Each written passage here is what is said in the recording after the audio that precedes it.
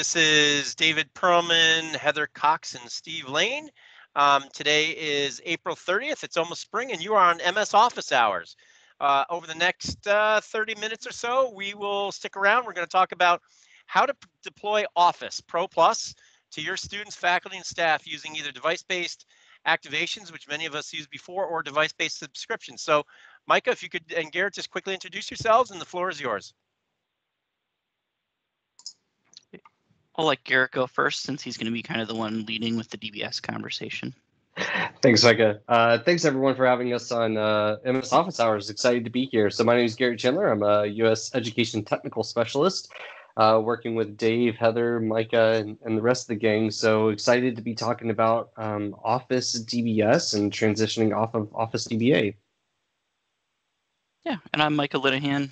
I'm an old face from the Office Hours a long time back.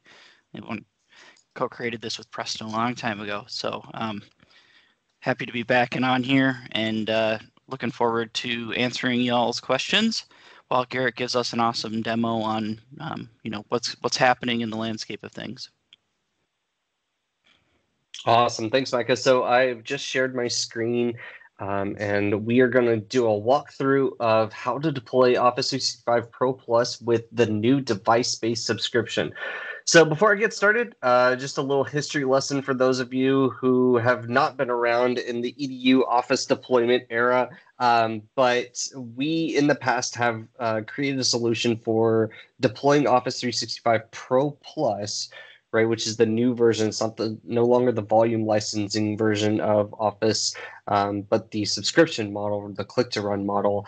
Of Office ProPlus for EDU. So it used to be called device-based activation. Many of you have used it, which is where we would actually utilize a separate executable to download the bits of Office and run the install on a device, license it with a specific user that was created off of the device name. So inside of Azure Active Directory, we would actually create a user based on the device name, and then authenticate that user to the Office Pro Plus bits and pass that to the Office licensing service for activation.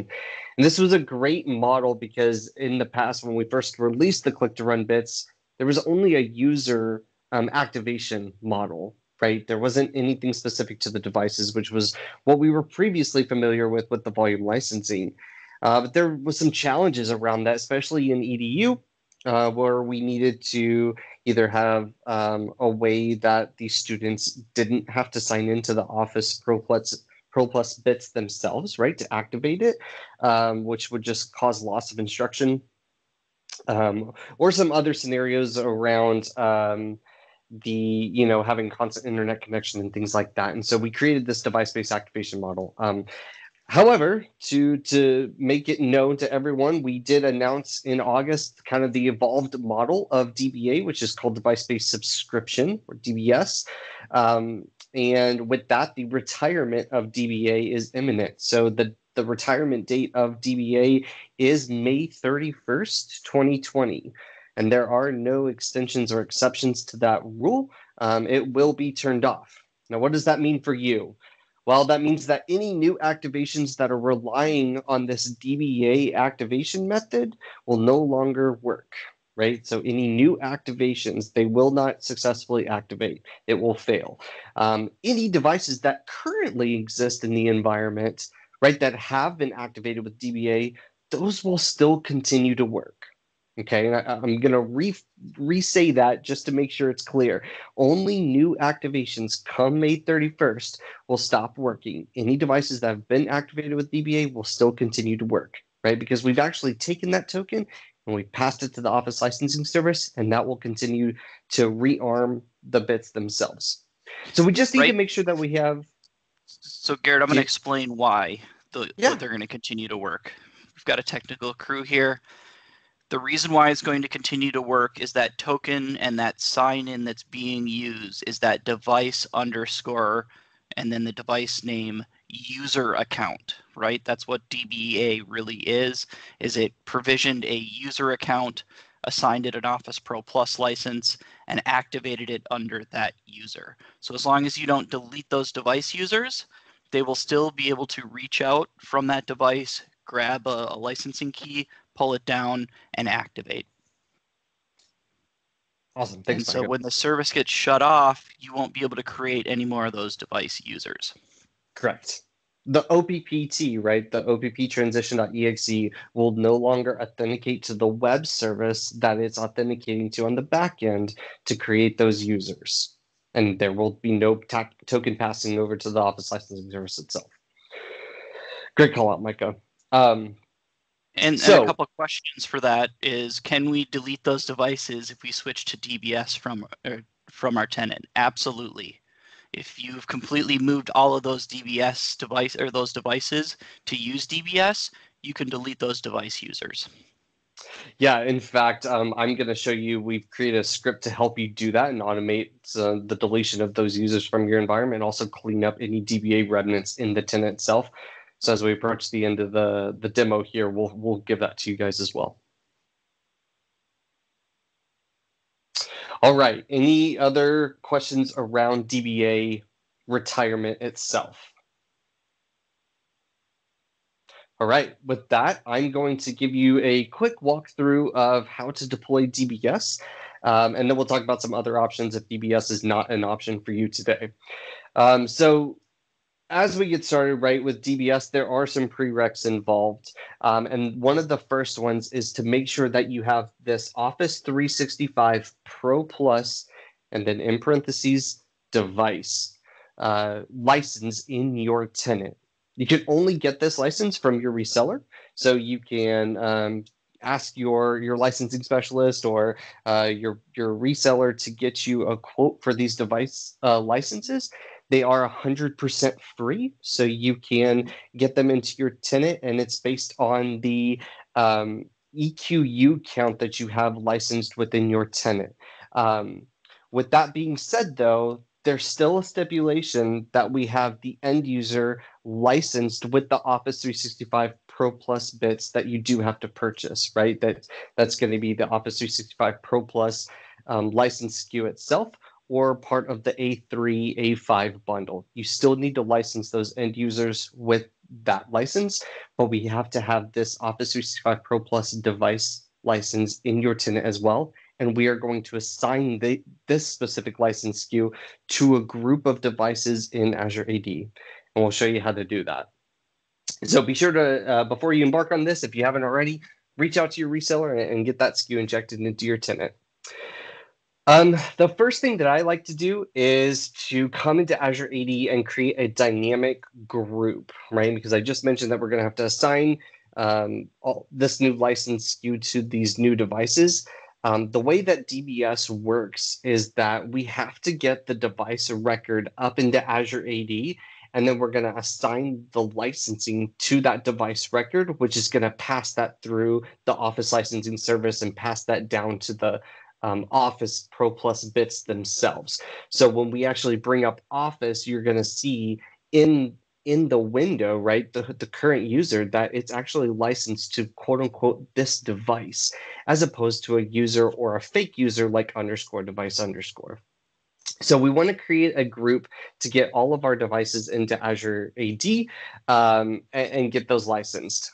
So let's focus on that for just a minute, because we do have to have the device records in Azure AD. That's going to be meaning that the Windows devices are joined to Azure AD by themselves, right? Standalone Azure AD join, or in a hybrid join state, right? So that would mean you have to deploy a hybrid Azure AD with Azure AD Connect and get all of that set up. So we do have to have the device records in Azure AD for this to be successful.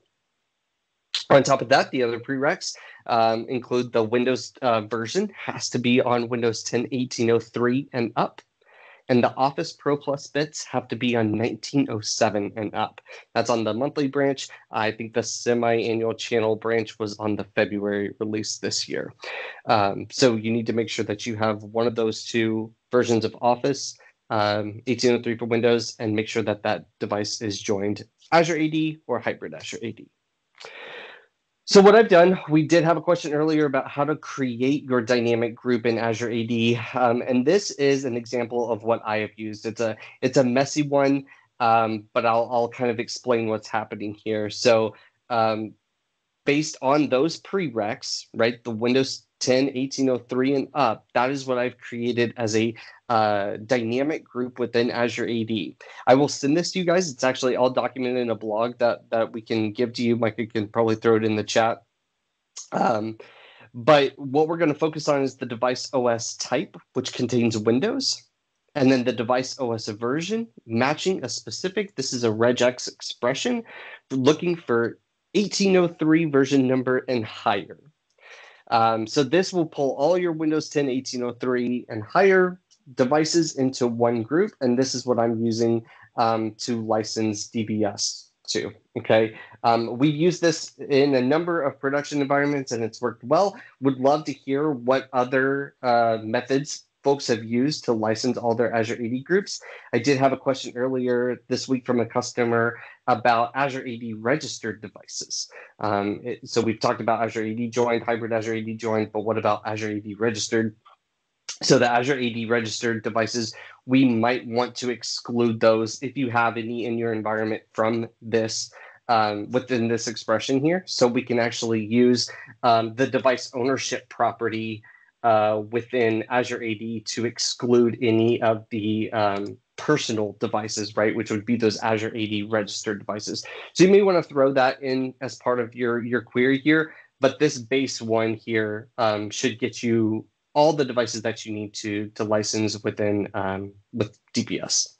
And when Chandler and I did testing, and it's very important to point out, because you have to acquire a certain level of licenses from a reseller, if you end up with registered devices in here, they will consume one of the licenses, but you can't use that license on a registered device. So it is important to filter those out. Right, exactly. So let's be clear here. So it will consume the devices within the portal, right? So if we actually come in here, I think it's in this tab here, where I can see my license quantity and assigned licenses, those registered devices will show up there. But the ProPlus bits, because Azure AD cannot pull the device ID from the APIs, it's not going to actually consume one of the licenses, right? But it does kind of make it look like it's pulled it in there. So I think it is a good idea, as Micah mentioned, to exclude personal devices within that string. So it ties up one of the licenses, but the ProPlus bits can't actually consume them. Exactly. But once we have our group created, right, we've got all of our devices synced up in Azure AD, they're there existing. Now we can actually come into the licensing side of the Microsoft 365 portal to see this license. I do want to specifically call out that you do have to be using the new admin center within Microsoft 365, meaning in the top right-hand corner here where it says the new admin center, you do need to toggle this on or you will not see this Office 365 ProPlus device license. The only way you can see that is here with this toggle on. So we'll click on that license. So just a couple, would you rather save questions for the end or while we're midstream? No, please. Go ahead. So question was, we sync all our workstation devices from AD to AAD, but only want to use DBS for our lab and shared devices. Any tips on scoping? It's a good question. Is there a reason why you would only use it on labs? That would be my question. I'm thinking the scoping might be a little difficult based on the properties within Azure AD today. Micah, let me know if you have a thought here, but I'm curious because we can get the number of device-based licenses based on your EQUs, so you should be allowed way more licenses than you have computers, which should cover all of your devices. So that may be a method. If there's a specific reason why you wouldn't activate those devices with DBS, we may have to get a little creative there. Yeah, and then there was a follow-on comment. I thought DBS license was only for shared use machines. Oh, it is not. No. That's a great question. So yeah, device-based licensing, it's not just for shared machines, right? It is for any machines within your organization that you own. Again, you're going to get the amount of licenses that are based on the number of EQUs that you're getting your licensing with. with student use benefits. So you should have enough, which is I think a 40x ratio, right? So you should have enough licenses of DBS or qualify for enough licenses of DBS to cover the majority of your fleet. If there's a rare instance where you do have more devices than users times 40, let us know. We'll help work through that. But you should be able to assign the device license to individual computers, right, that are not personally owned, but that are assigned to an individual, or in lab scenarios that are shared. Awesome. And then we had, does this require the use of Intune? The answer is no. Go ahead. Not at all. Not at all. We'll touch on Intune today, but no, this does not require Intune, but it does require Azure AD. Awesome. Okay, so we'll Azure AD is free, right? So if you have A1, you have Azure AD. If you have A3, A5, you have Azure AD. So I'm going to hold on the questions and we'll save them for the end. So keep going. Awesome. Great.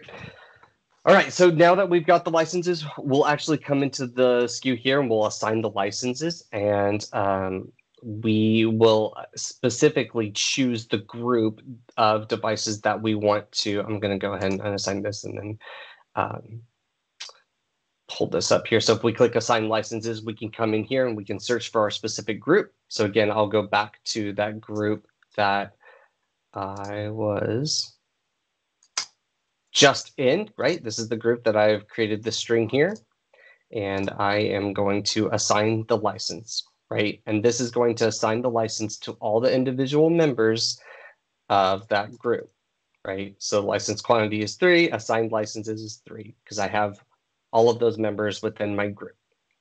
So now my devices have been licensed with the appropriate SKU. So now we just need to deploy the Office 365 ProPlus bits. And I'll talk about what happens for both new installs and currently deployed machines. So within a new install, most of you should be familiar with the Office customization tool. This, if you're not, this is, you can reach this tool at going to config.office.com. It's a great wizard to create your new configuration.xml for deploying those ProPlus bits. If you walk through this, right, you can choose which architecture you want to deploy to the Office suites. Look, we've already updated it for the Microsoft 365 apps for enterprise, which if you haven't heard, we are renaming the Office 365 ProPlus bits to Microsoft 365 apps. So we've already updated that verbiage within the config.xml. Then we can go through and tweak our settings for the way we want to deploy Office. I'm not going to spend too much time on this because I think most everyone is familiar with this, but I do want to touch on the licensing and activation. And this is where you will see a new option for device-based. So we do have the user-based, which is still that standard click-to-run model that we're familiar with. Shared computer activation, which is a different mode, right? That is only for shared devices. That's great for VDI scenarios and things like that. We'll touch on shared computer in a little bit. But now the new device-based option here. And you'll notice when you click this, you do get a little warning saying that this does require the Microsoft 365 Apps for Enterprise device subscription. That looks like they're going to update that name.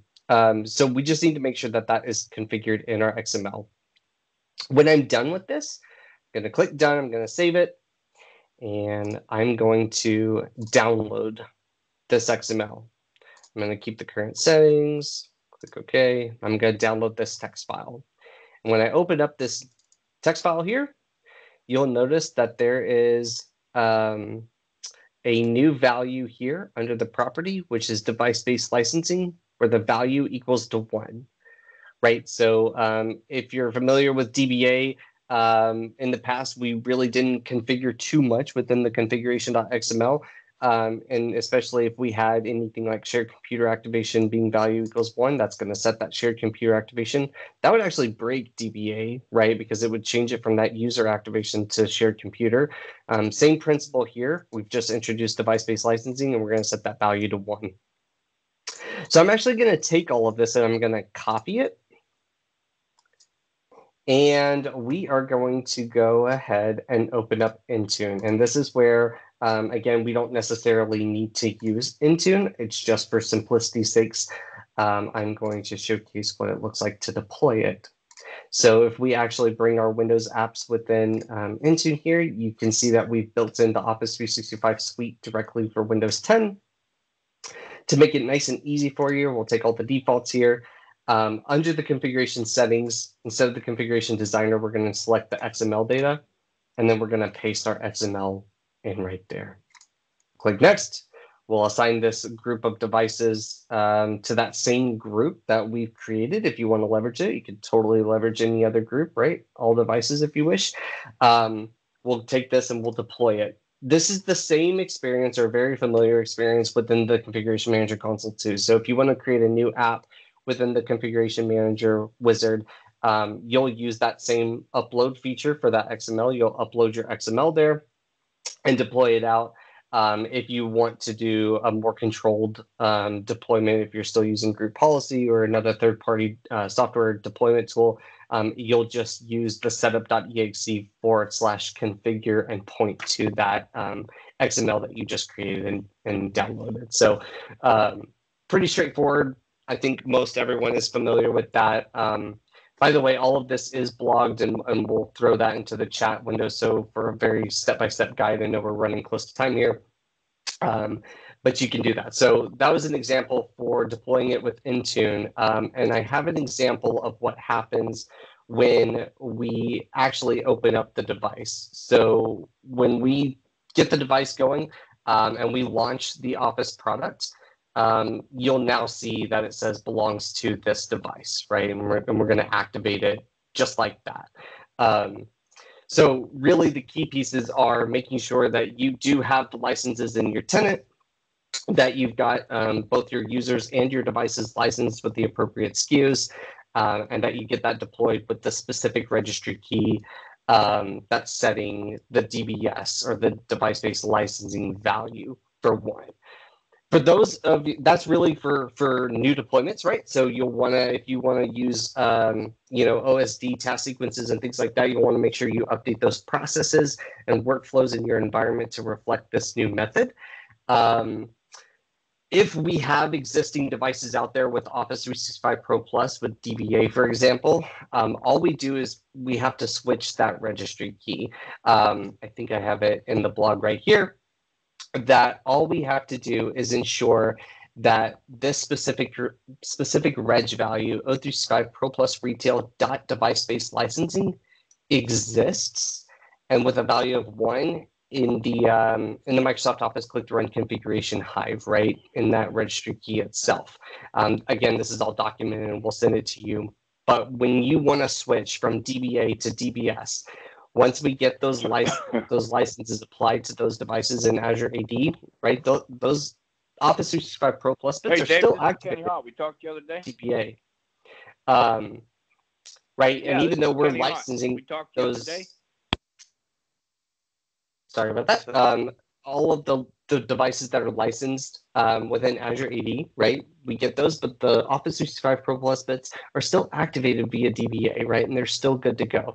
But if you want to switch them over to DBS, all we need to do is make sure that they're on 1907, right? That latest version of Office, and then switch this reg value.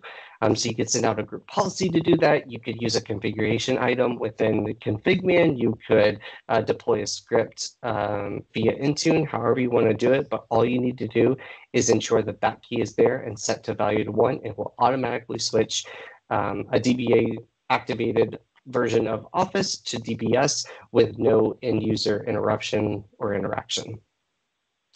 So Garrett, I want to add in just right here. We've been getting a lot of questions around, and I know we've talked about it, but for everybody that's using seamless single sign-on today, the shared computer activation really, I mean, if those devices are cloud aware, we've got them hybrid joined, it's doing seamless single sign-on, and you've got shared computer activation flagged on those Pro Plus bits. That's how we want you to deploy those bits. That has worked, for quite a while. That is still the best method to actually get the activation and the best user experience. DBS is to facilitate the devices that don't fit that use case, right? Yeah, great call out, right? And I think we also made that's a specific call out around that seamless single sign-on, right? Making sure that that is configured correctly in your environment to give the best end user experience. Yep, great call out. Okay, the other thing that I wanted to introduce you guys to, and we haven't provided this to the community just yet. This is an Office Hours original, a special, if you will. But Micah and I were working this week on a script. Let me zoom in here for you on how to remove all of those device user objects within your tenant, and also removing the authentication of the DBA web service as an enterprise application within your environment. So the service principal itself. So I just want to walk you through this script. I'll provide it to you guys in an updated blog post that we'll provide to you guys. But all we're doing is actually connecting directly to Azure AD, and then we are going to remove all of the devices or the users that start with _device_. And this is, of course, going to find any users out there that have that, and then type that to a remove. So this should help clean up those once you've migrated those devices to DBS or to another model, right? Like you could use shared computer activation or any other method of deploying Office. But if you want to get those users and clean up your Azure AD, we'll provide that to you. And then also removing the DBA service principal from your environment. So if you've used DBA and you signed up the web service itself, right? You actually had to click the sign in and go ahead and authorize it to your tenant. It created that service principal within your tenant. And just to clean things up, we have that specific value to remove. So we'll provide this to you guys as well as a way to clean that up once you successfully migrate over. So with that, we've got 2 minutes left. I know that was a quick and dirty demo of deploying DBS. Again, I'm going to re-emphasize that DBA is end of life May 31st. There are no extensions. There are no exceptions. It is being turned off. We are here to support you in this time of migration over. You can use the device-based subscription service. You can, or activation method. You can use shared computer licensing if you choose to go that route, or the volume licensing, but you do need to get off of DBA as soon as possible, and we're here to support you in that migration.